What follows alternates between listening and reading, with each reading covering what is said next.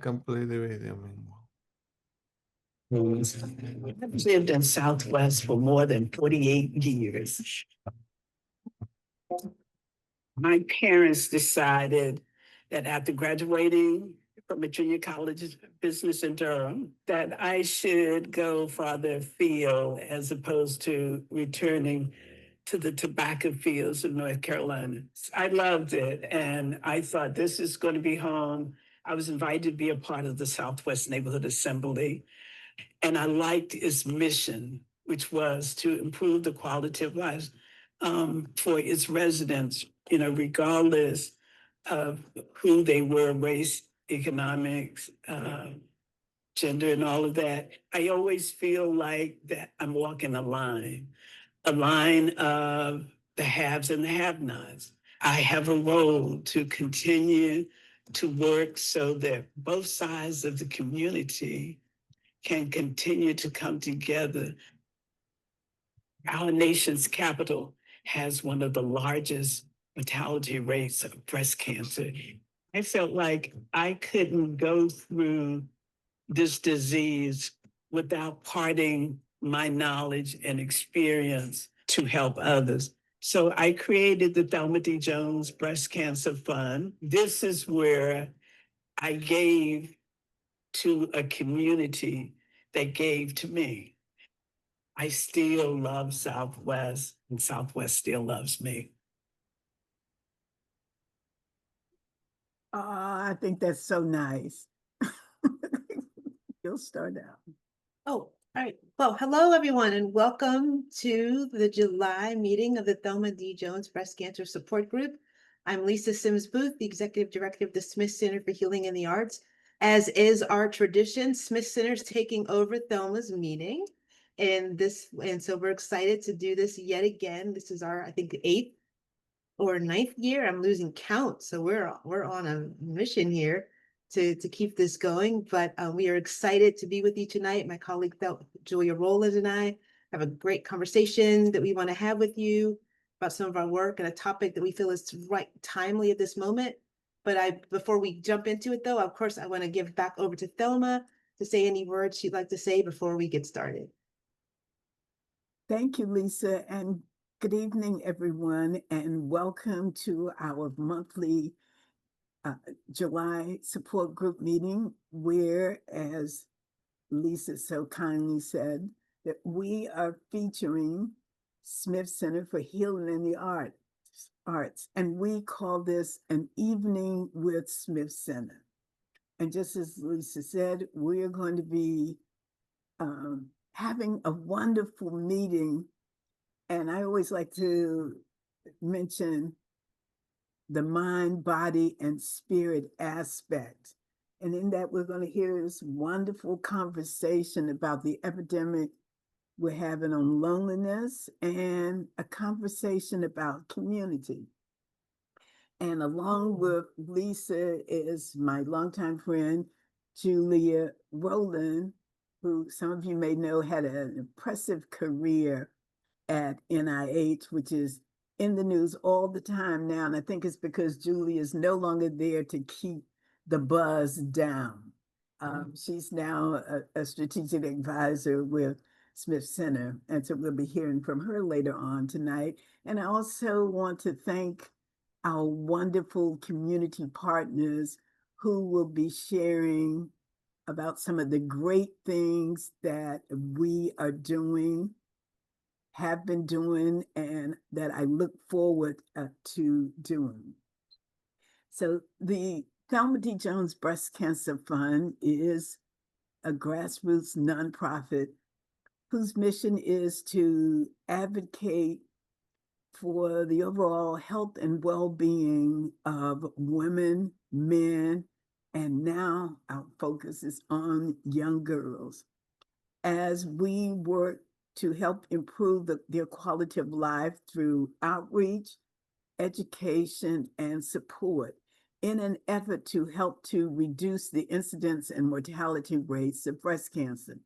If you were on when that lovely video of me was playing, you may recall hearing that our nation's capital has one of the largest mortality rates of breast cancer in the country.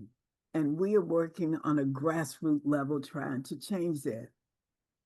Our mission is to embrace and achieve a world community free of breast cancer. So even though the incidents are decreasing or going down because advancement in breast cancer treatment, the numbers are still too high.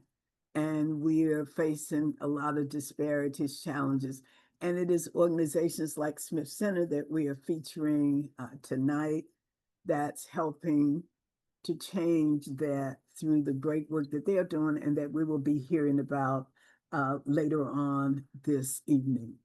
So I think I will stop here and I will return it back to our MC, the lovely Lisa Sims Booth, who is our Executive Director for Smith Center for Healing and the Arts. Lisa? Well, thank you so much, Thelma, and always delighted to be with you and for our evening with Smith Center. And I want to welcome you, everyone. I know some people have just joined, and so thank you so much for being with us tonight. And as we're going to have a great conversation about the epidemic around loneliness and the importance of community, we're going to hear from some great community partners and doing some great work. So before we do that, do we want to take a moment to have people introduce themselves, or do we want to jump right in? Would be a good idea to go around and have people to introduce themselves. That'd be a treat for them because some of my supporters have told me that they really miss the fact that we no longer have the opportunity to introduce ourselves. Excellent. Well, we will do that. And if people can just say hello, their names, and maybe where they're located, and then we will jump into our conversation.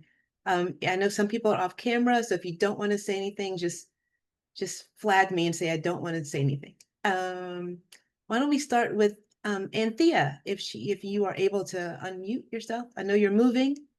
Okay, can you hear me now? Yes, we got you. can. Oh, okay. My name is Anthea Peters. I am a 20 plus years breast cancer survivor, and I am also a Thelma D. Jones ambassador. Good evening, everyone. Good evening. Good evening. Wonderful. How about Jennifer? Hi, my name is Jennifer Jackson. I am from Washington, D.C. I'm so excited to be here to witness everything and to soak up all this knowledge and learn today. So I'm really excited. Jennifer, how did you hear about it? My mentor, Valencia Gonzalez from Howard University. She shared this information with me. She thought it'd be really good because my studies are in breast cancer research for African American women focusing on sexual health. And this is a great topic, and I thought it'd be good for me to learn. I also just launched a study around sexual health for African American women. So I just wanted to, listen in. Thank you. I think I've sent your study out a couple of times Excellent. already. Thank you. Yes. Wonderful, Jennifer. Thank you for your work. Denise, how about we hear from you? Good evening, everybody. My name is Denise Triplett. I am a 23-year breast cancer survivor and also an ambassador for the Thelma D. Jones Breast Cancer Fund. And our friend Sherry Dickinson. Hey, Sherry. Oh, there you go. I move around and I'm navigating my pasta. My name is Sherry Dickinson. I live in Arlington, Virginia. I just found out that I am a 15-year survivor and just got my results in the mail. So that's good. And I'm also an ambassador, and I'm a huge fan of the Smith Center. And I participate still in their radical writing, although it's now been changed. It's been merged with another program, but I don't miss it, and I can't miss it. And it's just fabulous. And maybe when we bring up talking about connection, that'll come up. I think it's a stellar program, and I think you probably know, but I always fill out my feedback form. Yeah. So, And we appreciate that. yes. Thank you, Sherry. Brea, I don't know if you want to you don't have to come off camera if you don't want, but if you want to say hello. Or Brea, sorry if I said your name wrong. Hi, no worries. Good evening, everyone. I am Brea Hickson. I am currently going through treatment for inflammatory breast cancer. Let's see if I can get my camera. Oh, there we go. Let's see. I am also an ambassador for the Thelma D. Jones Breast Cancer Fund. I met Miss Thelma through American Cancer Society event, and she's been helping me navigate my advocacy journey here locally. I am in Manassas. Wonderful. Thank you so much. Let's see. I'm trying to see who I've missed. Valoria, I don't know if I'm saying that correctly, so my apologies. Yep, you pronounced it correctly. Oh. Sorry. Oh, no, we're just doing introductions right now. That's all. Oh, okay. Hi, I'm Sylvia Powers, project coordinator with National Consortium of Breast Centers. And I have been in advocacy for over 30 years, and I am in Dallas, Texas. Excellent. Wonderful. I don't know why my video is not showing, so I apologize for that. I'm having technical difficulties. But yes, I am Karen Hargrove. I live in Upper Marlboro, Maryland. I'm a 2-time breast cancer survivor, and I've met Thelma D. Jones, Miss Thelma D. Jones, excuse me, by way of a phone call. Just wanted to volunteer, and here we are.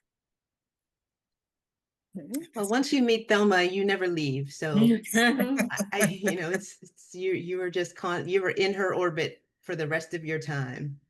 Yes. Good place to be. Good place Yes, to be. indeed. And Sergio. Sergio, yes. Yes, my name is Sergio Jimenez Rios. I'm originally from Mexico, and I have been working with Miss Thelma for the last 6, 7 years now. 6 years, can we say? Something Yeah. around. Nice. I'm happy to be here helping Miss Thelma with her mission. And I can relate with her cause. I have relatives that have died due to cancer, and that includes my late and beloved husband from lung cancer, stage 4. I'm here to anything that I can be helpful. And that's it. Thank you. Thank you. Great. And Kate and Kristina, I just figured since you're going to present later, you can do your introductions, but we have the amazing Kate AuBuchon and Kristina Wint with us, and they're going to be sharing later some amazing projects and updates. Although, why don't you just go ahead and say hello, at least now? Yes. We'll go with Kate first. Hi, everyone. My name is Kate AuBuchon. I am a postdoctoral researcher at Georgetown's Lombardi Comprehensive Cancer Center. And I have been working on a project for the past 2 years that Ms. Jones, as well as some Nueva Vida, which is another community organization in the DC area, on developing self-accupressure for breast cancer survivors. And I'm excited to share some updates on the study with the community today. So I'm excited to be here and meet you all. Thank you. Thank you, Kate. And Kristina. And good afternoon, or good evening, I should say. My name is Kristina, or Krissy Wint. I'm the Senior Manager for Community Impact at the PAN Foundation. We're a charitable foundation working to advance access to equitable healthcare, and I'll talk a little bit more about it later. And I have to say thank you to Sylvia as she introduced me to Miss Thelma and part of my cat, who made this connection, and I'm really happy to be here to share some resources with you all. Wonderful. We look forward to hearing from you. And it's not a meeting if there's not a cat or a dog or a baby or something. So we have hit the criteria. We can check it, and we are good to go. Wonderful. Well, thank you all so much for being with us tonight. Has everyone had a chance to introduce themselves? I don't want to move on if I've missed anyone. And forgive me, I think we got everybody. Excellent, wonderful. Well, thank you all for joining us tonight and for our evening with Smith Center. So I don't know if some of you may know about us. So real quickly, Smith Center is amazingly 29-year-old organization. We're going to hit our 30-year anniversary next year, which is unbelievable. Year-old organization. We're based on U Street in the district, and we provide whole person care for cancer patients and their families, as well as people on a journey for healing. And we focus on the physical, mental, spiritual, emotional well-being. So we're thinking about all of you. And we really want people to find their way to healing, whatever that means for you. We help you to define that. It's not up to us, but we do want to be a guide and a support, and we don't think anyone should go through their journey with cancer alone. All of our programs are free or low cost. We never want money to be a barrier, and we have programs both in person and U Street as well as virtual, and that ranges from support groups, the healing circles. We also believe art is a tool for that healing and that's move to resilience. So we do a lot of creativity programming, but as well as yoga, nutrition. One of my colleagues, I think, says it so well, that we help you create your own basket of healing. So you can decide what kinds of programs. And as Sherry mentioned, we have writing programs as part of our creativity portfolio. And so you can find the programs that work for you. So we really try to help you on your journey, but we really don't just focus on your physical well-being, but your whole person, and that's really our focus there. We also do so I won't get into all the things we do because we'd be here all day. Julia, thank you for putting our website in there, smithcenter.org. You can go on our calendar. We offer a wealth of programming every day, and you can find out about all of our offerings there. But we just want to be a partner. And that's why our relationship with Thelma has been so important, because we do know that having a cancer diagnosis is so isolating, so scary. And we really don't want anyone to go through that journey alone. And that's why we, and we have the same sort of heart for this as Thelma, is that we just want to be there for people at this very, very tough time. So that's a bit about Smith Center, and for all of you who didn't know about who we are. So that said, I really do want to think about our topic that we are bringing forth tonight around loneliness and the need for community. And I'm thrilled to have my partner in crime, the Dr. Julia Rowland, our senior strategic advisor. And as Thelma mentioned about her background, but I don't know if we realize how the trailblazer that Julia really is. I mean, she is a preeminent expert, and I'm going to embarrass her, a preeminent expert in psycho-oncology, and cancer survivorship. But she was actually the very first director of the Office of Cancer Survivorship at the National Cancer Institute. So she knows, I mean, like being the first of anything, is important. Being the first as a woman is even more important. And so I really want Julia to share a bit about her journey and her amazing background. And she has a long history at Smith Center. She was a part of Smith Center before I think Smith Center was Smith Center, as she knew our founder, Barbara Smith Coleman. And so she's been there from the beginning of the organization, and it's an honor to work with her every day. But I'd like Julia just share a bit about your work and how you've seen the changes from when you started to where we are now around cancer survivorship. Thank you, Lisa, for that lovely introduction. And to Ms. Thelma, you and I go way back. And it's always a treat to be invited to be part of these very special evenings. I love this collaboration between our two organizations. Yes, Lisa knows that I get very embarrassed if anybody talks about my history. It's just who I am. But I will pick up on one of the threads she introduced, and that is I've been very lucky across my career to be at the right place at the right time with the right people. And I know what an incredible difference that makes, because I actually started down the path in psycho-oncology, and I'll come back and tell you what that means in a minute. Back in 1976, when I met a woman who would become my mentor and colleague, is the late Dr. Jimmy Holland. And she took me under her wing, and really together we helped create and co-edited the first textbook of psycho-oncology back in 1989.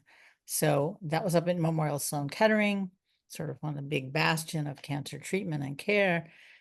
And at that time, there weren't a lot of psychosocial services for patients and families. They, you know, it was very much a good luck with that. And finding resources was difficult. Cancer for many people was not something you spoke about, even though by law, physicians had to tell you you had cancer, but it wasn't something that was public. And I think one of the most dramatic changes I've seen over the last 40 years is that people have come forward, in particular in the United States, and said, I'm a survivor. I'm someone who's had cancer. And here on the call this evening, we have new survivors just started on the trajectory, and people who have been in that survivorship phase for decades. Very important to know. Yes, it's not over when it's over. There's life afterward. And to loop us back into this evening's conversation, so in that textbook, one of the chapters that I was tasked to contribute happened to be on social support. So again, back in 1989, there was very clear and compelling evidence that social support made a big difference, not only in well-being, but in survival in cancer.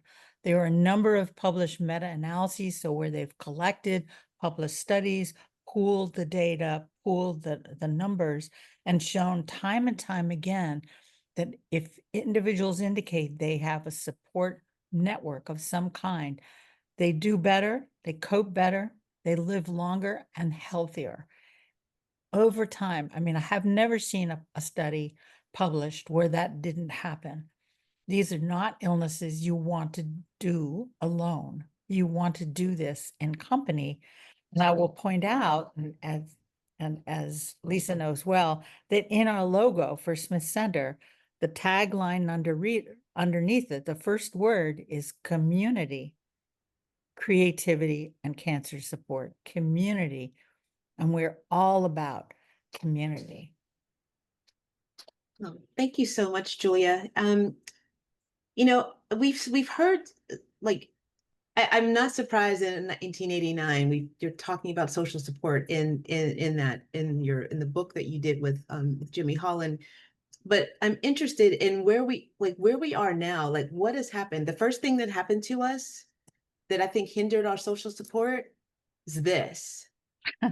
Like, this little thing has changed a lot. But I'm curious, like, with all that we're hearing about this epidemic about loneliness, even the former Surgeon General, if you all saw that, Yeah. Vivek Murthy, said that there was an epidemic of loneliness in our world. And I know COVID had a lot to do with it. I think this technology had a lot to do with it. But from your, it's like, you know, all the knowledge you have around this, what do you think about all this? What do you think some of the roots are? Or There's no question COVID just cemented it, but it was already there. And I think you absolutely illustrated correctly all the technology. I would look to technology and say, this has been a big driver of social isolation, whether it is your computer or your cell phone or your personal digital assistant or your gaming device, whatever electronic thing it is that distracts you all the time, compounded by social media platforms that want your attention 24/7. Right now, emails come in, do it now. Remember the good old days when they'd mail you something, you'd get it in the mail, you thought about your reply, you write something, you mail it back. That whole thing took about a week, 10 days. Right now, it's like, well, hey, I sent you an email 10 minutes ago. Where's my answer? And I think that's actually just chewed up all of our time, but not made for dialogue. I think though, and Dr. Murthy, again, our Surgeon General who served 2 terms in that role, 2015 to 2017, then again from 2021 to 2025, really writes beautifully about this because he goes back further. The last couple of decades have also seen decline in participation in entities that bind us together. Faith organizations, community programs and centers, think sororities, fraternities, bowling teams, quilting groups, elk lodges, social clubs, diminishing engagement with those. And then you have the rising technology in here, and then you percolate on top of that COVID, and you have a nice mixture for social isolation. Yeah, I thank you so much, Julia. I really appreciate that. I think the thing that strikes me is, and I know I little note a bit for myself, like if you're on your phone and you're texting or you're doing whatever, you feel like you're really like engaging with the person, and somehow that feels like, oh, I'm connected. Like, you know, I'm connected. But then when you step back from that, you kind of realize that, like, I don't really know what's going on with that person. You know, I saw what they said, but you know, I just feel like that we've substituted, to your point, being with people to this interacting that's not real, but it feels real. You know, and we are social beings, and we're meant to be alone. Like I mean, I think that's why we lived in packs and people moved in packs. And so, you know, I think we've just boxed ourselves into corners with fake relationships with our technology. I Yeah. think there's no question that's absolutely true, that these are superficial interactions or exchanges going on, and sometimes not even really exchanges. They're just, it's a knee jerk. I'm just going to flip back a message here, and may or may not have paid attention to what was being asked of me. I think so. We're giving less attention to the exchanges that are occurring in here. I think the other thing to know, yes, we are absolutely social animals. We are wired to be in community. Of all those early studies, and again, I trained as a psychologist and a developmental clinical, so I'm very interested in growth and change over the lifespan. But the early studies of just holding babies, and that you can't grow emotionally unless those babies are held and handled, that you need that for attachment, and without attachment, you're not going to have normal development. And I think that's really important, because my experience clinically is that I've never seen anybody who's had to face cancer, dealt with cancer, and did that well alone. I can think maybe of one or two exceptions. And when I think back on those individuals, they were individuals who came from deeply toxic relationships where there had been trauma or profound abuse, and those people need to get free of that environment. But that's an exception. That's not what you'd expect. Mostly what we need, particularly when we're not well, is community. Healing takes place in community. Yeah, it takes me back to that point you just made. And Thelma, you may remember that, I don't think it was last year, but the year before that, our evening with Smith Center focused on the 7 healing practices, 7 practices for healing. And we felt like these 7 things really are about, you know, just how you take really good care of yourself. And it struck me that one of them was sharing love and support. It is in the menu of things that you need, you know, to help support your well-being and your wholeness. And so I think that connects back to your point from the report. But from your perspective, with your work with cancer patients and caregivers in particular, why do you think that's so important? I'm going to come back to that. I just want to really emphasize what you just said about the healing practices. Yes. And this really is, I was so struck. There was a meta-analysis that was done. Again, these are researchers who take studies on various topics, pool the data to get larger numbers to see if you can increase the significance of the findings.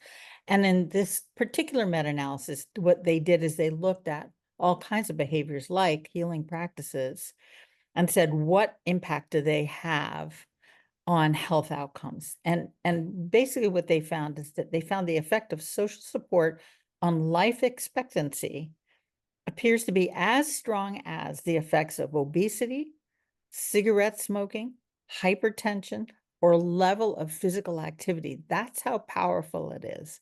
I mean, I think we sometimes dismiss it, but that's how powerful it is in our health. And I think it's a particular challenge, and again, love to hear voices in the room about this, that when someone is diagnosed with cancer, one of the first things that happens is that sense of being alone. I'm isolated. My life has changed dramatically. I'm not who I was before. I don't know what the future is going to be. And I don't know what to expect. And that sense of isolation from community, particularly if somebody's young, but not necessarily just if someone's young. I think it's harder when you're younger because your peers are, that's not expected.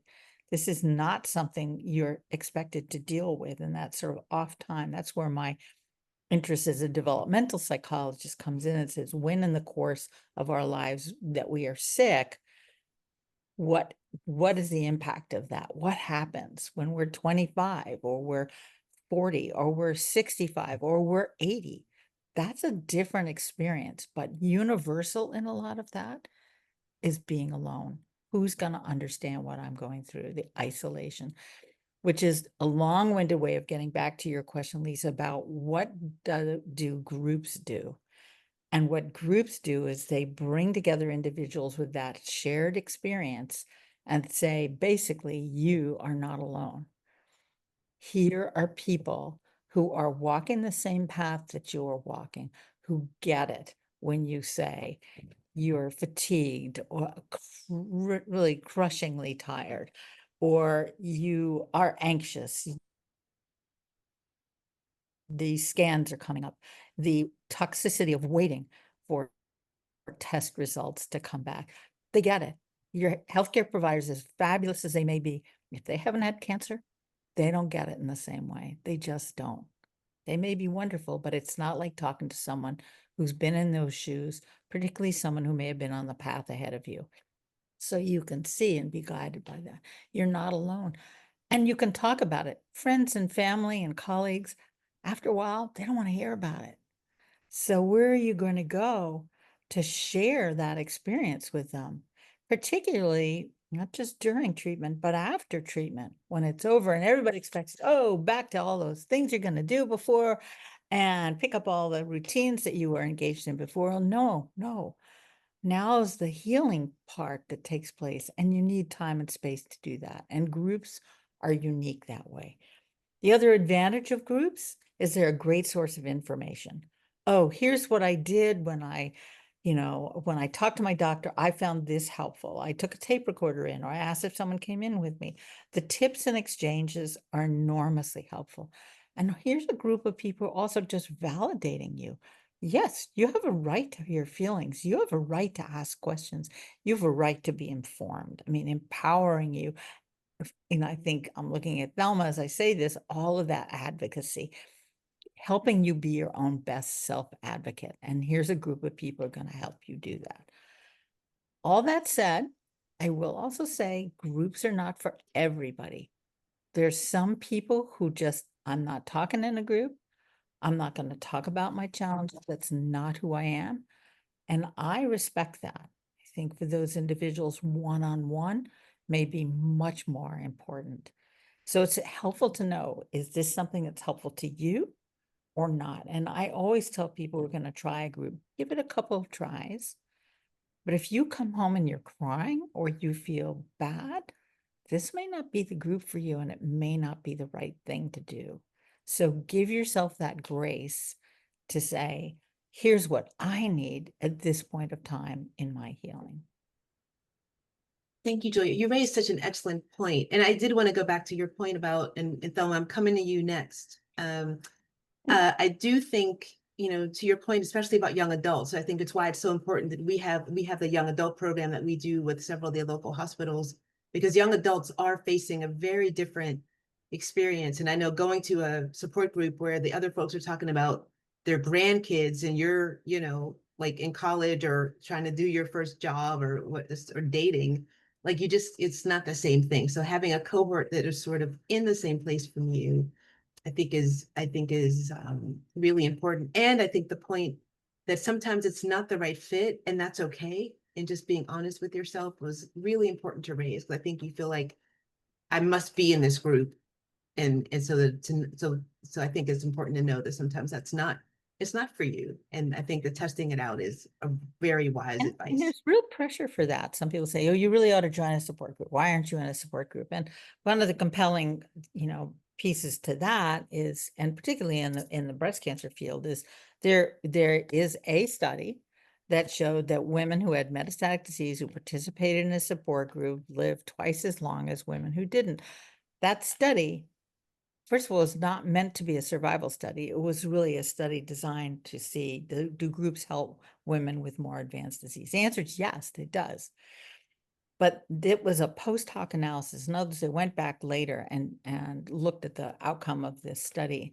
And the investigator, the clinician who developed the study, was as surprised as anybody that it had any effect on survival. But this study was done back at a time when we did not have the treatments we now have, in particular for breast cancer, where we just have an enormous array of options of incredibly effective medicines now. You know, back in that period when that study was done, median survival for women with metastatic disease was about 18 months. That is not the picture today. It is, you know, more and more women are living years, decades, even, including with advanced disease. So that it's hard to look at that study and say, oh, would that work today? And studies that have tried to replicate it have not found that same benefit, survival benefit. And that's a very high bar. Can you have survival? You can have survival benefits in some of the health behaviors, and survival benefit does attach to support. So the question is, okay, I don't want to do a group. How am I going to get my social support? And that's something for us to think about. And at the end, I'll give you some of Vivek Murthy's tips on that. So stay tuned. Excellent. We're going to get to some remedies. Thelma, I want to come to you and get your thoughts about our discussion about this loneliness epidemic, sort of what you're seeing. But I also have a feeling, but I also wonder, was that part of the reason, was that one of the reasons you formed the support group, was to bring people together and help combat some of that? So I'd love to get your thoughts.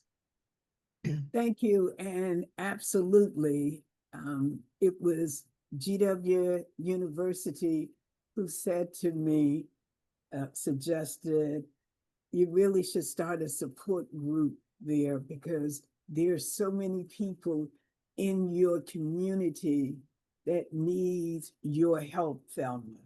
And I mean, when that was said, it didn't take long for me to realize that, yes, in the back of my mind, this is what I wanted to do, but it was kind of one of those things that sometimes we need someone else to help, unfortunately, to validate our thinking or our action, even though by nature, this is who I am.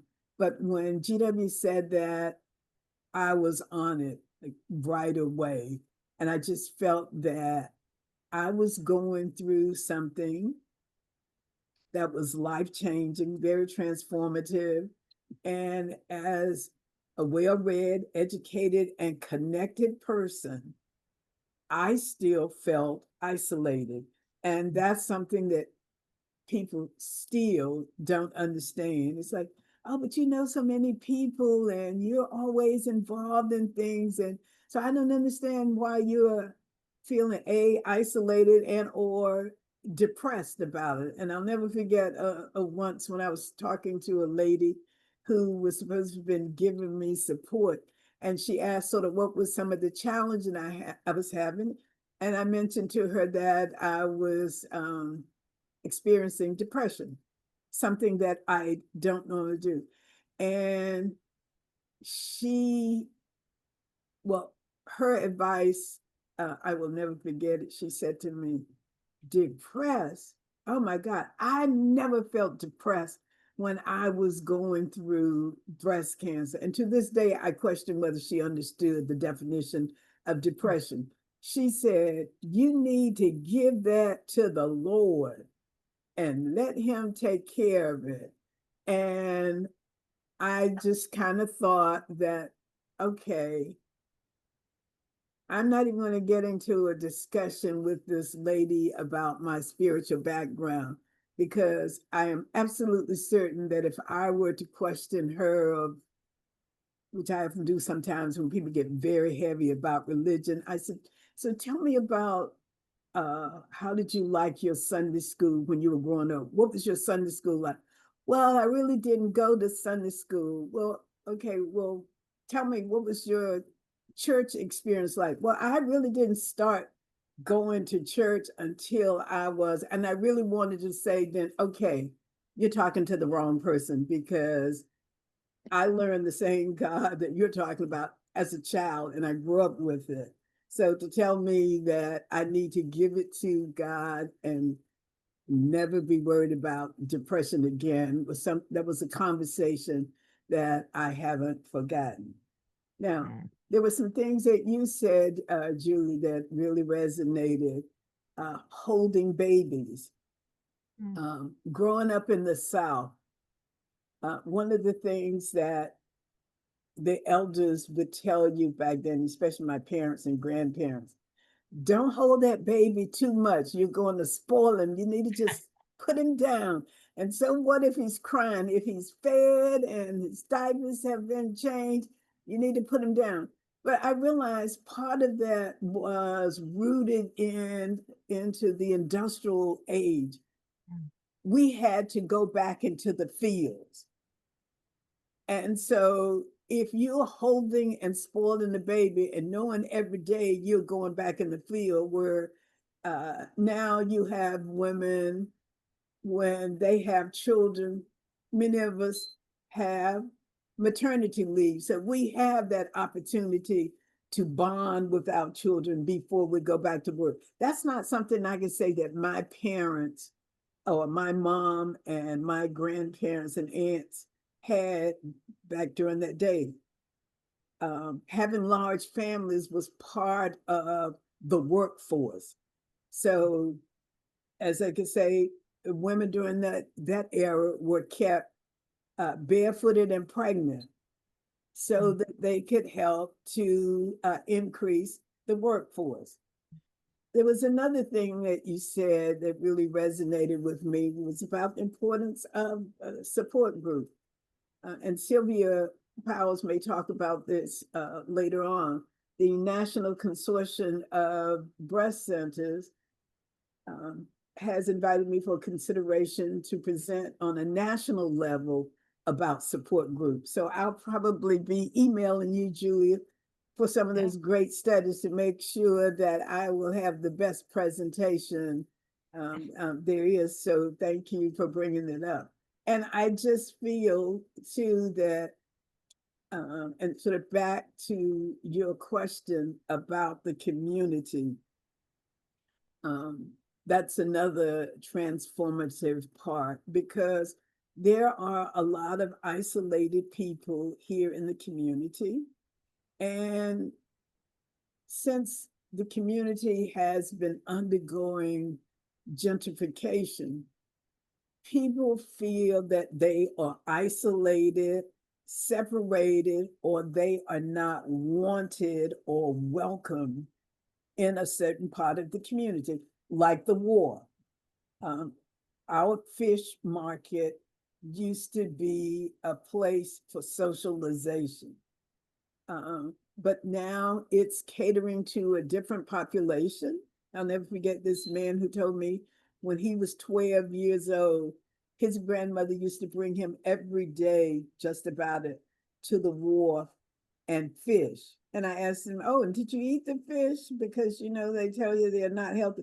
He said, we ate them every day. Does it look like anything is wrong with me? And he said to me, you're the one who has cancer, not me. So I thought, oh, he has a point. But the look on his face when he told me that now we don't go to that walk because, quote, he said, they don't want us there. So that's a feeling of not only isolation, but separation. And when these kinds of comments are passed on within the community, it doesn't help to bring our community together because Southwest is known for the haves and the have-nots. The street that separates my house is an imaginary dividing line from the public housing section. Southwest has the largest concentration of public housing in the District of Columbia. And we're talking housing with 5 and 6 bedrooms. These are families that are being pushed out because they are redeveloping Southwest. One of our largest complex here in the community, Greenleaf Townhouses, where it's telling you about have 5 and 6 bedrooms. That place is being demolished. There's no if, ands, or but about it. It's on the record. It's being demolished, and already people are moving out. Well, Southwest, as some of you may know, is the home of urban renewal. We had the first and worst urban renewal program in the country, where Congress in the foreground said, looking in the foreground at Southwest, that this was a sore eye for the Congress people to look over at. So we are going to move you out, tear down or demolish the blighted area. We're going to rebuild and move you back. And true to form, that is what happened. The people were moved out. That part of the community was demolished.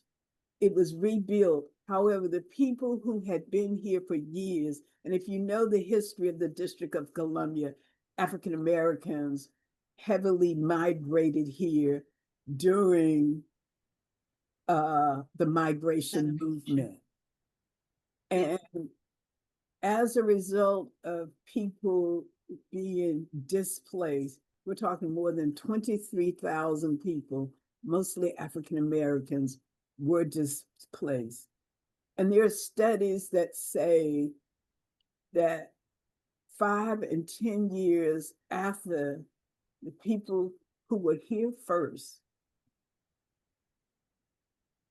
had not found not one single found or made one single friend in the 5 or 10 years that they had been displaced. So when you talk about isolation, and what it does to you mentally, our urban renewal program is all about what isolation did to destroy people's lives. And the worst thing about our urban renewal program is that it became a model to destroy other cities, to bring the same kind of isolation that we are talking about. I work on some projects on urban renewal. So when you talk about isolation and the impact of what it has done to our community, because it not only isolates community members, it breeds a heavy degree of mistrust. Yes. And many community members see gentrification as some people say, it's just another fancy word for urban renewal and for getting us out of here, Ms. Jones. So yeah, I think you're absolutely right there, Thelma. And I think, and I appreciate you broadening it out. Like we tried to focus about what's to do with the cancer, but I think individually, all of us, whether we have cancer or not, are in can feel isolation in various times. And I think definitely what's happening in Southwest and many of our neighborhoods is separating us. Or even I think about how I grew up. I knew all of my neighbors. I've lived in this street I live in Maryland, Silver Spring. I've lived on the street for, I think we've been here for 8 years. I know 3 neighbors, like by name. The others, we just all wave, like we know each other, but I don't really know them. I mean, we've just lost that connectivity, that we used to have, whereas we're growing up, I went by Miss So-and-so's house. And if I did something silly, my mom knew already because she picked up the phone and called my mother. I mean, that's the kind of connectivity we had as we were growing up. So this isolation is really big. Sherry, I see you. Do you have a question or a comment or yeah? Because we are going to open up for questions in 1 second. I want to get back to Julia's. We did want to leave you with some points on how to deal with isolation or some things you can do. So I want to make sure we leave you with some action. I just want to have steps. one comment that I think follows up on Thelma and thinking about, my parents and the whole evolution of time. I mean, most immigrants came and they lived in communities. So my parents lived in Williamsburg, Brooklyn, and that was the whole, everything revolved around your cousins, your whatever, everybody was together. And as our country and families themselves just became more dispersed. So you may live here and your sister lives on the other side of the country and your, your nuclear family, your cousins, everyone's all over the place. Instead of they're down the street, you have all these gatherings for, for holidays. I mean, Thelma just talked about her family reunion. I mean, my mother did them. There hasn't been a reunion since my mother died. And I don't think they're going to happen. So I think it's also, and I think maybe Julia will have this as part of, I think it's isolation of, any kind of disease or any kind of anything is because we're so dispersed. And yet these great things that you can go anywhere you want and you should be able to go around the world, and there's wonderful parts of that. But the other parts of it are the familial or even the familial, if it's a friend. But I had all these aunties that weren't really my aunties, but I wasn't allowed to call them by their first name. And that's where we would go on Fridays, On Sundays, we take a drive and go to Auntie this and have cake. But that doesn't happen anymore. Yeah. Yeah, thank you, Sherry. You raise a wonderful point about families and people moving away instead of staying where they were growing up or where their families are, that disconnect. I too had a bunch of aunties that were not really related to me, but yes, and I still call them that to this day.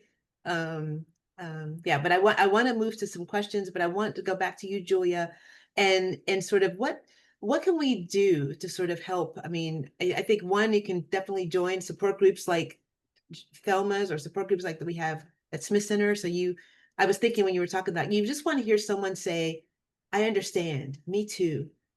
I did that. I was like, you just want to know that you aren't alone in that. But Julia, let's share some of the wonderful information that we have about what to do. I want to add my thanks to Sherry about, yes, we have mobile families now, very different setting. We don't have nuclear families and everybody's dispersed. And yes, there's some benefits to that, but there are a lot of downsides. So getting family together and having that nexus.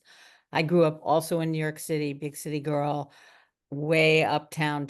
My house was a block, I think, some of you, the DMZ, there was one block north and you're up in East Harlem. But I knew everybody in the community. My mother used to tell me, just like yours, Lisa, don't mess up out there because I'm going to know about it. That's what she told my older brothers and I. She was going to know instantly because everybody was keeping an eye out for everybody. I wanted to add one more thread about the isolation in here. Slightly different look at this. We need a social network for a variety of reasons. But one of the things that happens with cancer too is the loss of touch. People don't touch you. And we need touch. It gets back to that holding babies in here. And I can say as a clinician, it's a very rigorous training. You do not touch your clients. Very psychoanalytic approach. This was a no-no. I can tell you that I've violated that over the years so many times. often at the request of the clients that I see who say, will you please give me a hug? And I'm more than happy to do that. I get it. It's that stigma that goes with it. I'm not worthy, whatever, that you can reassure with just a touch.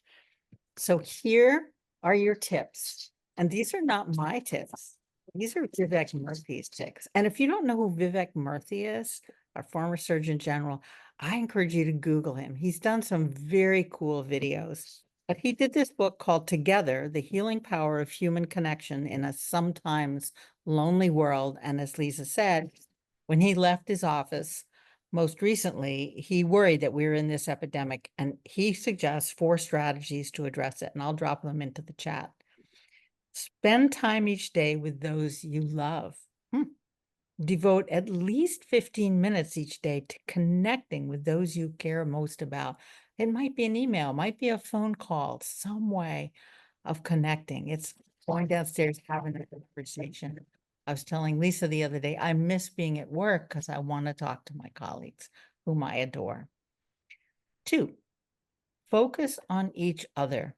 Forget about that multitasking, put down the PDA, no electronics in your hands, and give the other person the gift of your full attention, making eye contact. I see you, I'm listening to you, I hear you, and really genuinely listening. We call that active listening in the more professional world. 3, interestingly, embrace solitude. What's our connection when you're embracing solitude? The first step toward building stronger connections, Murthy feels, with others is to build a stronger connection with yourself. So that means meditation, prayer, art, music, time spent outdoors, solitary sources of comfort and joy. If you can do that for yourself, you can give that to others. And finally, kind of following in that vein, help and be helped. Service is a form of human connection that reminds us of our value and purpose in life. Checking on a neighbor, seeking advice, even just offering a smile to a stranger 6 feet away, all can make us stronger. Thank you Thank you for again for the opportunity to share all that. Julia, thank you for those tips. I love them. I love them. Thank you. And I hope you found them useful as well. We want to do, I do want to give a few moments. I know I want to get to the wonderful announcement. But I do want to say, does anyone have any questions? Or a thought about what we've talked about today? Did you have an experience around some of this that is important to you? Yes, Karen. Diagnosed, I was 28. I was 3 years into marriage. My daughter was 18 months. And so, first of all, when you think of cancer back then, you thought of it as a older woman's disease, or something that you get in your 50s and your 60s. Here I am, 28, just starting out with a baby, 18 months. And so support group was available, but it wasn't for me. And then it was kind of depressing, if you will. A lot of them was having issues with their significant others, or they were just not good for me. So I kind of dealt with it without a support group the first time. The second time I was diagnosed, about this 5 years ago, different experience. I shared more. I was more mentally fit to deal with it, if you will. And I shared more. When I shared my story with others, the people who come back and say, you know what, I'm a cancer survivor too. And that moment I give them a hug, we hold hands, and that connection, it is just so uplifting for me and for them. And I'm fortunate to have a husband who's been very supportive from day one. My kids are now older, they're supportive, family members. I belong to a book club, I work out, so I stay engaged. But I also embrace solitude. I enjoy reading alone, my morning walks with my son's dog, just look up in the sky and say, thank you. I mean, I know it's small, but it is, the impact is just powerful. And so I will encourage everything that Ms. Rowland said. I am practicing that, and I'm trying my best to share with others as much as I can. So good topic so far, and I'm glad I joined this support group meeting because it's very empowering. So thank you for all your information. Thank you so much, Karen, for sharing your personal experience. And it's so a great example of and I'm sorry that you've had a recurrence, but this first time it didn't work for the unit support group, but the second time you saw like it did. And I hope you're doing well now. Anyone else have any questions before I comments before I turn things back over to Thelma as we get into our partnership updates? Lisa, I did not want to leave the audience in thinking it with the urban renewal. I did mention sort of what happened before. It was a thriving Black community. Yes, it was. It was a very thriving, and then for them to all be separated and sent hither, thither, that was where the trauma and the isolation and all of that occurred. Yes, yes. I mean, yes, absolutely. And that trauma, unfortunately, is continuing all over the country. Yes. Now, but you raise an excellent point, a very important one about what we're seeing in our cities and what can we do to help remedy and help communities heal. I know you're involved in some of that urban planning and renewal work. So thank you for, I don't know where you find time for that too, but yes, thank you for that. All right, well, no one has. Part of that, I must say, is because I'm working on a study in looking at how cancer is affecting that region because there's a lot of toxic chemicals. Yes. There. So. Well, thank you for that. All right. Well, if there are no other questions for us, I will yield the floor momentarily in my duties to go back to Thelma as we start to move into our updates from our partners. Thank you so much. And thank you again, Julia, for sharing all of that, some wealth of information, and for Lisa for asking the right questions to draw it out of you. So as we segue to the part of our community partners, which we're great to have, if we want to get more done, we do it with others. And I'm going to start out with introducing Kristina Wint, who would tell us a bit about herself and the PATH Foundation and the resources that she will share with us. And I'll just add, our ending time is at 8 p.m. So I would ask the speakers to still respect their 5 minutes time allotted. So, Krissy. Happy to, and good evening again. And Sergio, I have slides. I'll go through them very quickly. But while you pull those up, hello again, my name is Kristina Wint, or Krissy. I'm the Senior Manager for Community Impact at the PAN Foundation, or the Patient Access Network Foundation.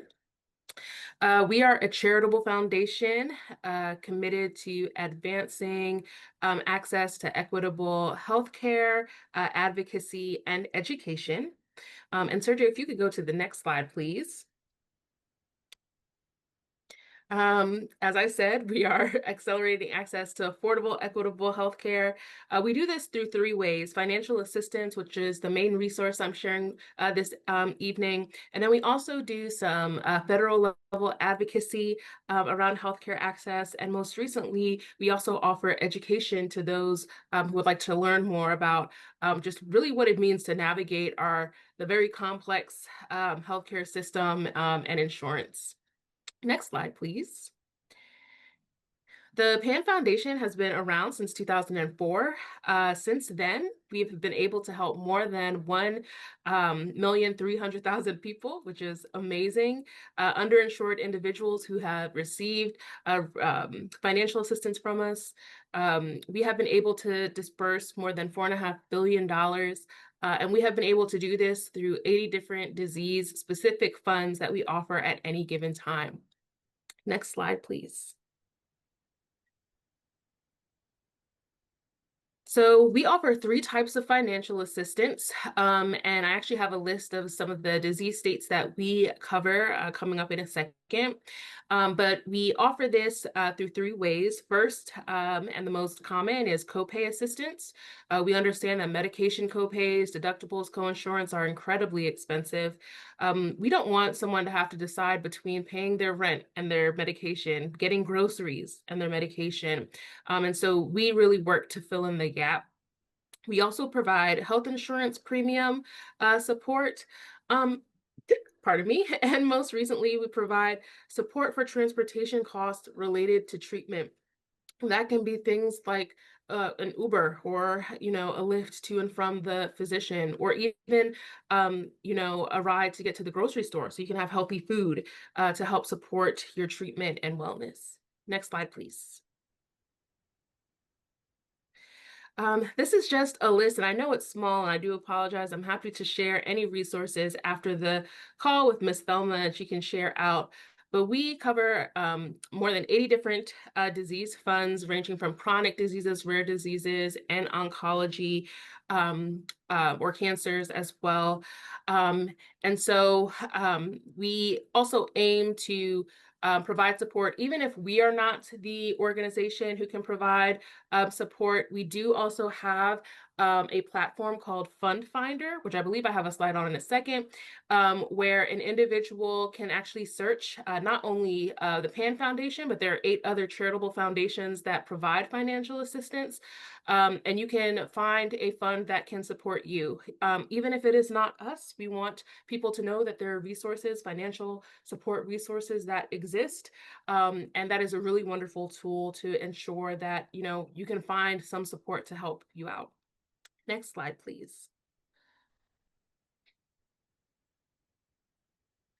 Applying for funds is very easy. I would say the quickest, easiest, and the way that I like to recommend is by calling us on the phone. We have some really amazing staff who man our phones. We call them our patient support specialists.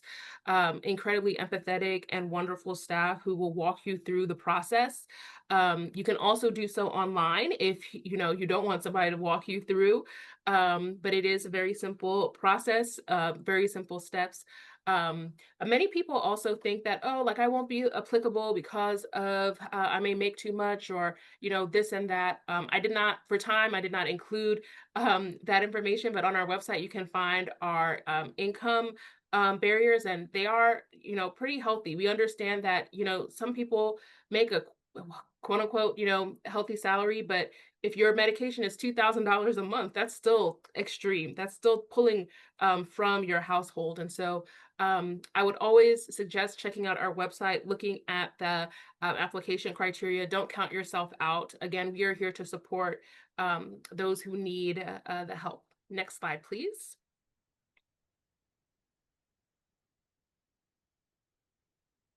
Very briefly, I want to talk about our advocacy work. As I said, we have 3 pillars. Some things that we have supported in the past include vaccines without copays, getting more people on the Extra Help program.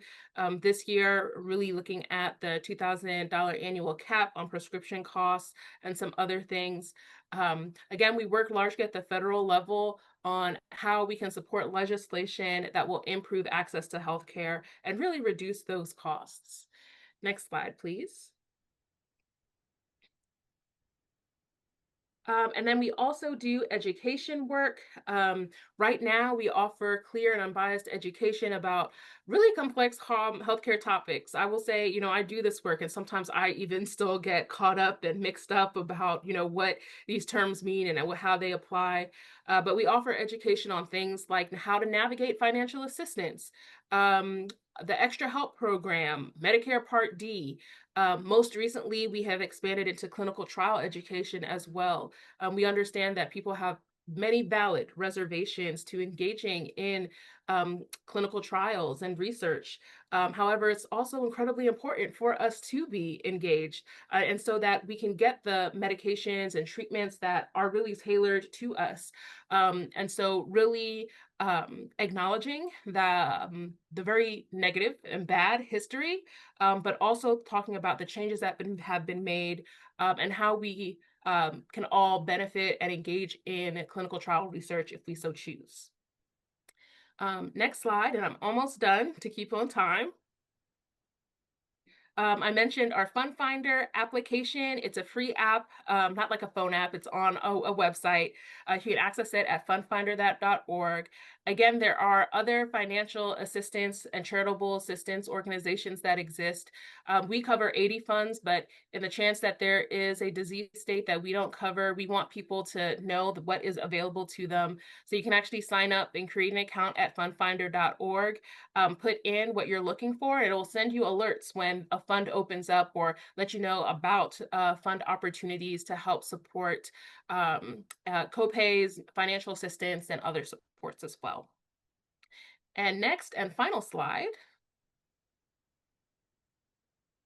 We would love for you to stay connected with us. Would love to come back. Thank you so much, Ms. Thelma, for the introduction. We have a QR code there, but you can find us on Facebook, on Instagram, on LinkedIn, on YouTube. We have an email list to keep up to date on some of the work that we do. But again, we have found that, people don't know we exist. They don't know that charitable foundations exist that are here to provide support. And my work is to spread the word throughout our communities. So I hope this was helpful. I hope at least one of you learned about the PAN Foundation. Please share it far and wide. And I'm happy to answer any questions via email so that I can pass the time back to the fellow announcements. And with that, thank you so much again for the invitation. Thank you so much, Kristina. And there was a number of things that I was impressed about, but the fact that you could actually call and get a person, because with technology, we're moving away from that. If you don't know how to use a computer, you're lost. And the fact that you have that service available for people who may be technologically challenged, that is not a barrier to care. So thank you so much for that. Okay, next we will, and if in the end we have time, we will go back and address any questions, or feel free to put your questions in the chat. Next, we have Katarina or Kate AuBuchon, who's going to tell you about a wonderful study that the Thelma D. Jones Breast Cancer Fund had the honors of working with. And Kate's study is on creating and testing a self-acupressure intervention for breast cancer survivors. It is all yours, Kate. And Kate, I should mention, is, as she said earlier, a postdoctoral fellow at the Lombardi Comprehensive Cancer Center, and that's at Georgetown University. Kate? Thank you so much, Ms. Jones. Yeah, as you said, I'm a researcher on this project. This project was done in collaboration with the Thelma D. Jones Breast Cancer Fund, as well as Nueva Vida. You can go ahead and go into the next slide, Sergio. And as we all know, for people with breast cancer, after treatment, some breast cancer survivors continue to experience significant symptoms in that period after treatment ends. This can include things like pain, fatigue and tiredness, continued sleep problems. And these symptoms can influence people's ability to perform daily tasks. So there is a need for us to develop interventions and ways that we can help promote strong quality of life in that survivorship period post-treatment. Next slide. One way that we are interested in doing this is with something called self-acupressure. So you may have heard of something called acupuncture. Acupressure is different because it involves using your thumbs and fingers to stimulate different acupoints on the body. This comes from traditional Chinese medicine. From the perspective of traditional Chinese medicine, this circulates qi, or a body's life force. From the scientific perspective, it can help promote circulation and promote your body's immune system. And there's emerging evidence of the effectiveness of self-acupressure for cancer symptom management. So what we wanted to do was help develop an intervention and test it in a sample of Black and Latina breast cancer survivors. And we were specifically interested in doing this with Black and Latina breast cancer survivors because they are largely not included in a lot of the literature on traditional Chinese medicine, although these populations remain incredibly interested in these types of approaches to symptom management. Next slide. Perfect. So what we did was a two-part study. So in partnership with the Thelma D. Jones Breast Cancer Fund and Nueva Vida, we first developed a video that would educate breast cancer survivors about using self-acupressure for symptom management. And then we tested the video's effects among Black and Latina breast cancer survivors in the DC area. Next slide. So when we developed this video, we recruited breast cancer survivors and providers to give us feedback on the development of the video. And we got lots of positive feedback about the video, as well as information about how we can make it most interesting and acceptable to Black and Latina breast cancer survivors. By the end of our development period, we had a video that breast cancer survivors reacted positively to, and they felt like they could learn self-acupressure. And I have some quotes from survivors if we can get there. Oh, there we go. So for example, participants, and then in our testing phase, participants enjoyed the video intervention as well. So participants reported feeling that they had a reduction in the severity of pain in areas of their body, and that they felt like it was good to have an option for pain and symptom management other than medication that they could do at home. So in general, we had positive feedback from our survivors. Next slide.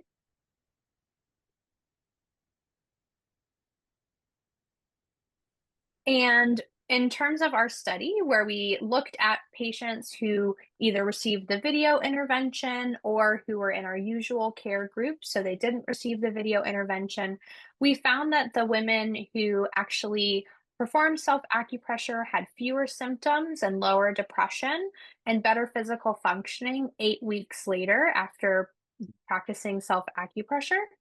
And these results were better for participants who practice acupressure more frequently. So these are some promising results that demonstrate that there is promise in self-acupressure to help manage pain and symptom management. Next slide. So in terms of our future directions, so these again are promising results, and this study also really demonstrates the power of collaborating with community partners to help produce this video that led to positive feedback from the patients. And then our future directions include revising the intervention to increasing engagement. We wanted, so as I mentioned, people who practice self-acupressure more had better outcomes. So we want to revise it to make sure we're getting people to practice as much as possible. And the goal is to do a larger study soon. So next slide. Without further ado, thank you so much to everyone. And I'm happy to answer any questions. Oh, my email doesn't show up very well. I'll drop my email into the chat in case anyone has any questions. But thank you so much. And thank you to the Thelma D. Jones Breast Cancer Fund. The partnership really helped make it possible. Thank you, Kate. And I remember the work that we did on that, and the Thelma D. Jones Breast Cancer Fund was honored to be a part of this. There's one other nice thing that you want to include, share with us, that was an outcome from the study. That just recently, we just got a notification about it. Oh yes, that the paper was recently published so the paper about the development of the video, we recently had it published in the Journal of Cancer Education. So we're really excited that the Thelma D. Jones Breast Cancer Fund and all the hard work of participants is getting out there into the scientific world as well. Thank you so much. That's the second publication that the Thelma D. Jones Breast Cancer Fund has had the honor of helping to author through Georgetown University. So again, thank you. And to both Kate and Krissy, thank you, Krissy, for the applaud. We would be happy to share your slides to the larger distribution list. We will also put that on YouTube.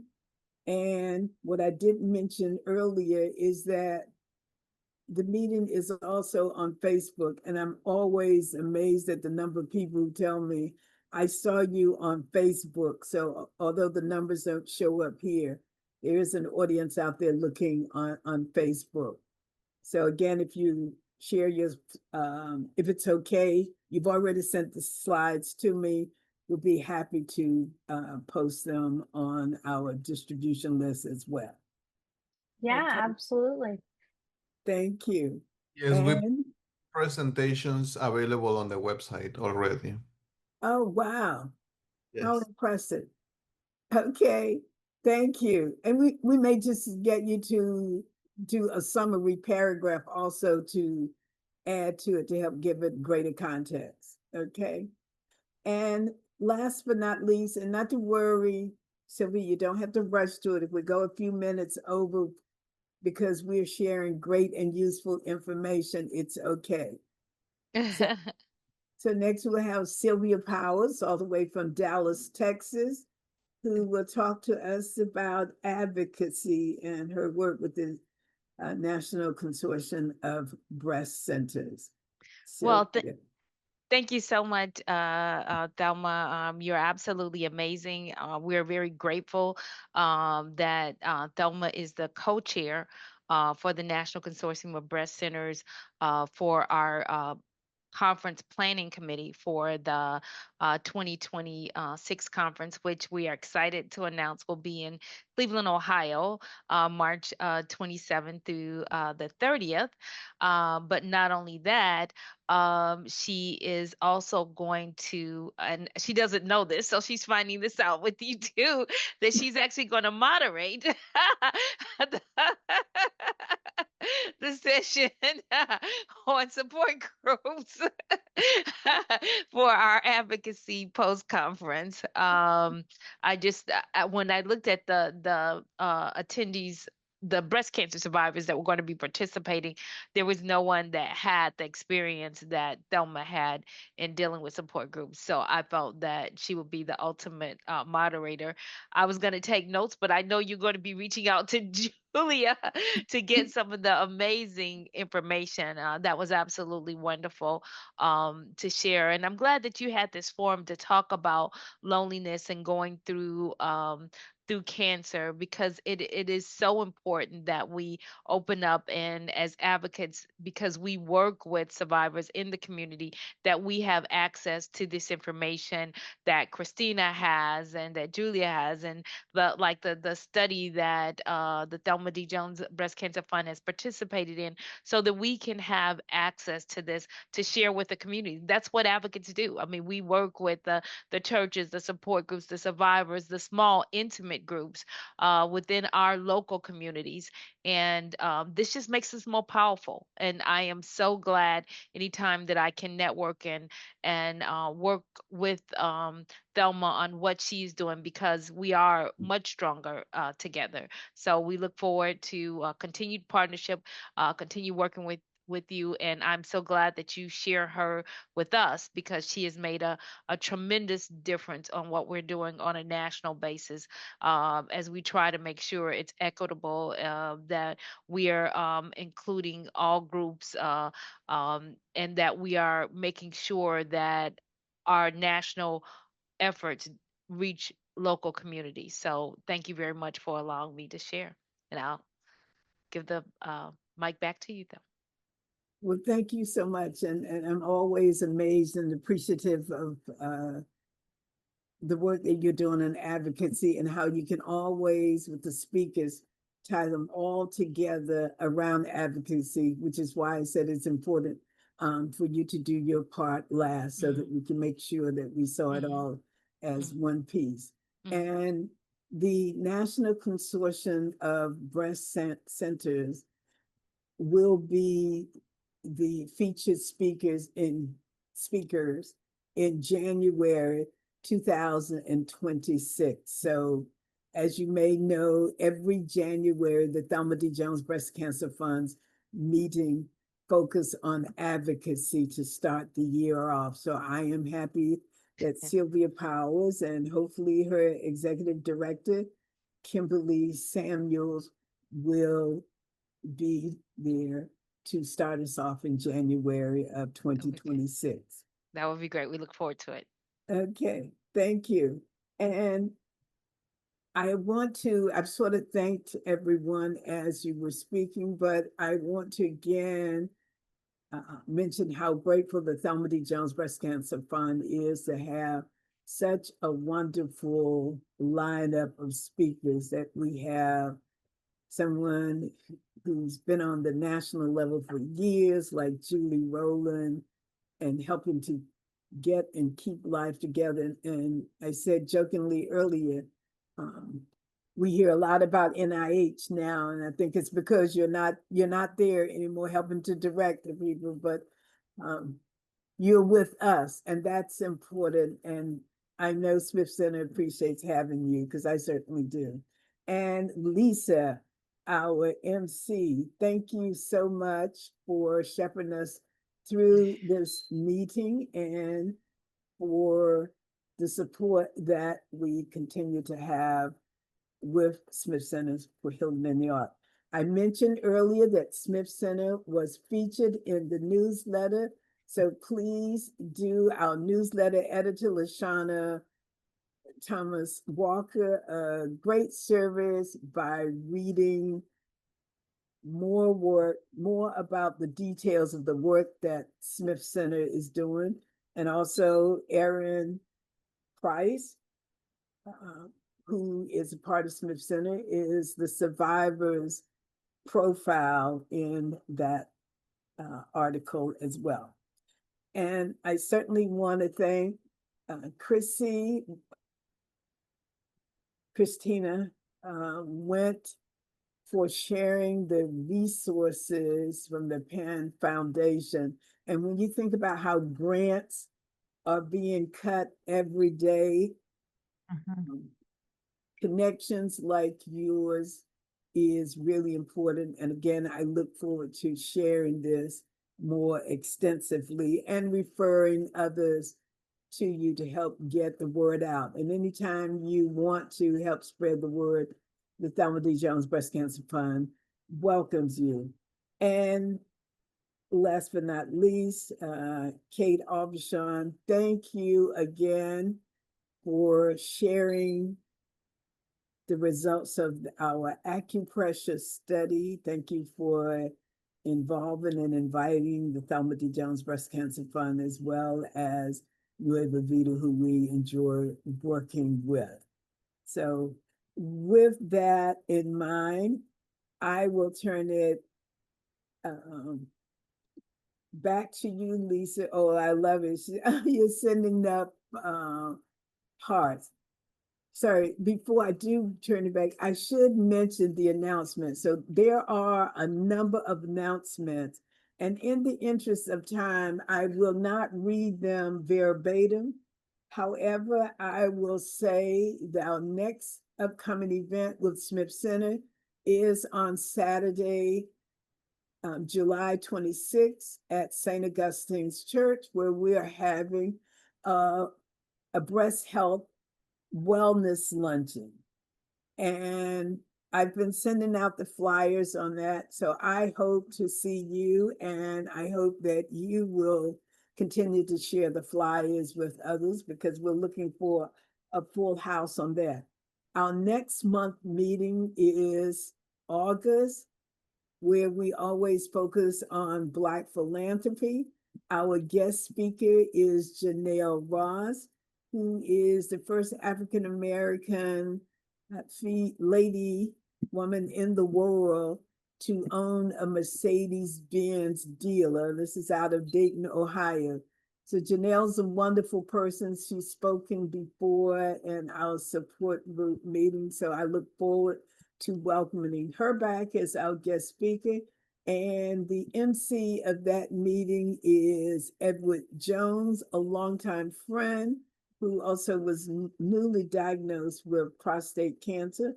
He will be here more specifically in his role as a vice president of programs and advertising and advising services with the Association for Black Foundation, the Association of Black Executives Foundation. And of course, one of our partners, Headquarter Prime, is having Black Restaurant Week. So I invite or encourage all of you to consider dining at Headquarter on the scenic Southwest waterfront. And that is also the venue that the Thelma D. Jones Breast Cancer Fund will be having our Velvet Rose Affair on Tuesday, October the 7th from 6 to 9 p.m. So I think I have touched on most of the announcement with the exception of Cecily Bombray, who has performed at our support group meetings probably 10 or 15 times over the years. And she's, speaking of community, she's performed a number of times in the community. So Cecily will be performing tomorrow night at Blues Alley. And she's a person who knows all about cancer as well. She lost her dad to cancer. So please consider supporting Cecily tomorrow night at Blues Alley. So thank you, Lisa, and I will turn it back to you. Oh, thank you, Thelma. And thank you all so much for being here. I hope that you heard something that struck you, that you will, I put in the chat, that you will take to heart some of those suggestions about learning about ways to be more connected to your friends, to your families, and to yourselves, because that's equally important. I wish you, on behalf of Julia, and thank you so much, Julia, for sharing your wisdom and your wise experience. As always, it's a pleasure to work with you. I wish you all a really restful evening and the rest of this week. And take gentle care. I hope that this won't be I hope we'll see you sometimes at Smith Center events, smithcenter.org to find out more about our work. And, you know, and it's a pleasure to be here with Thelma as always in July, and really, really appreciate our friendship, our partnership. You are the consummate advocate, supporter, and you know, you deserve all the kudos and all the good that comes to you. And thanks for letting us be a part of your community and family. So with that, I wish you a wonderful rest of the evening, and take good care. Thank you. Good night, everyone. Bye, everybody. Bye-bye. Good night.